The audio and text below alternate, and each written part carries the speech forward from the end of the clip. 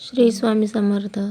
माणसाच्या मुखात गोडवा, मनात प्रेम, वागण्यात नम्रता आणि हृदयात गरिबीची जाण असली की बाकी चांगल्या गोष्टी आपोआप घडत जातात. दुसऱ्याच्या दारात सुखाचे झाड लावले की आनंदाची फुले आपल्या दारात पडतात. म्हणजेच काय? तर आपण एखाद्या व्यक्तीला किंवा घरच्याही माणसाला जेव्हा बोलत असतो तेव्हा मुखामध्ये म्हणजेच आपल्या वाणीमध्ये, आपल्या बोलण्यामध्ये गोडवा असावा लागतो. जर तुमच्यामध्ये गोडवा असेल, म्हणजेच तुमच्या बोलण्यामध्ये जर गोडवा असेल, तर समोरचा व्यक्ती आवडीने तुमचे बोलणे ऐकेल. त्याला तुमच्याबद्दल आपुलकी वाटेल. काय सोबत न्यायचं आपल्याला? चांगलं बोलणंच ना. चांगलं बोलणं, चांगलं वागणं हेच आपलं सोबत जाणार आहे. पैसा, धन, संपत्ती काहीही आपण सोबत नेणार नाही. त्यामुळे तोंडामध्ये साखर असावी असे म्हणतात. लोक उगीचच म्हणत नाहीत की तोंडात साखर आणि डोक्यावर बर्फ असलं की कोणतीही गोष्ट आपण घडवू शकतो किंवा घडवून आणू शकतो. तसेच मनात प्रेम, इतरांबद्दल मनात प्रेम असलं की आपुलकी आपोआपच तयार होते. आणि जेव्हा आपल्यामधून समोरच्याबद्दल आपुलकीची भावना निर्माण होते किंवा बोलणं निर्माण होतं, तेव्हा एकमेकात चांगले संबंध तयार होतात. चांगले संबंध तयार झाले की आपोआपच ते माणूस आपल्याकडे आकर्षित होतो किंवा त्यालाही आपल्याबद्दल आपुलकी वाटते.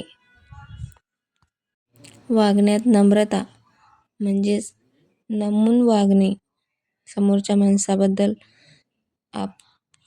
माणसाबद्दल नम्रतेने वागणे आणि हृदयामध्ये गरिबीची जाण. आपण कितीही श्रीमंत असलो तरी माणसाबद्दल आपल्याला गरिबीची जाण असणं आवश्यक आहे. आपण गरिबीतून श्रीमंतीकडे जरी गेलो तरी गरिबीची जाण आपल्याला असावी लागते. कारण समोरचा एखादा व्यक्ती जर गरीब असेल तर त्याला आपण चांगली वागणूक दिली, चांगलं वागलं तर त्यालाही आपल्याबद्दल आपुलकी राहील.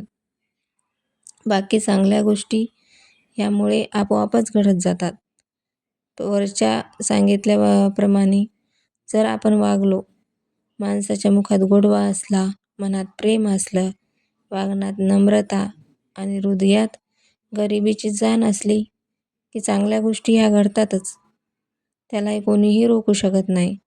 परमेश्वरही तुमच्या प्रत्येक प्रयत्नाला यश देतो आणि स्वामी तर आपल्यासोबत आहेतच.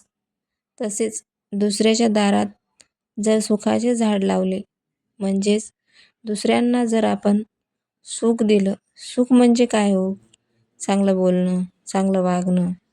त्याच्या सुख आणि दुःखात आपण त्याच्यासोबत 2 शब्द आपुलकीनं बोलणं. एवढं जरी केलं ना तर त्याचं मन अगदी सुखावेल. त्यालाही आपल्याबद्दल आपुलकी निर्माण होईल. प्रत्येकावर वाईट दिवसही येत असतात, चांगले दिवसही येत असतात.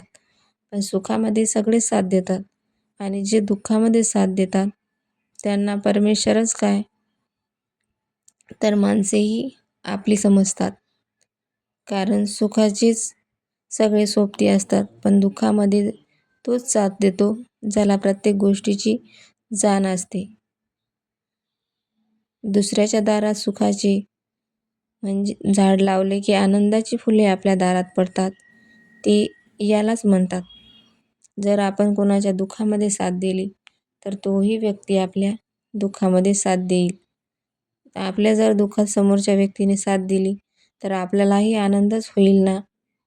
तीच तर आहेत मग आनंदाची फुले जी आपल्याही दारात पडणार आहेत. समोरच्या व्यक्तीला आपण साथ दिली तर तेही व्यक्ती आपल्याला नक्कीच साथ देईल. तिलाही थोडीफार का प्रमाणात जाणीव असेल. तर मग पटतंय ना तुम्हाला? जर पटत असेल आणि आपले व्हिडिओ आवडत असतील तर चॅनलला लाईक करा, शेअर करा, सबस्क्राईब करा आणि हो, कमेंट बॉक्समध्ये कमेंट करायला विसरू नका. कारण वेळ अजून संपली नाही. श्री स्वामी समर्थ.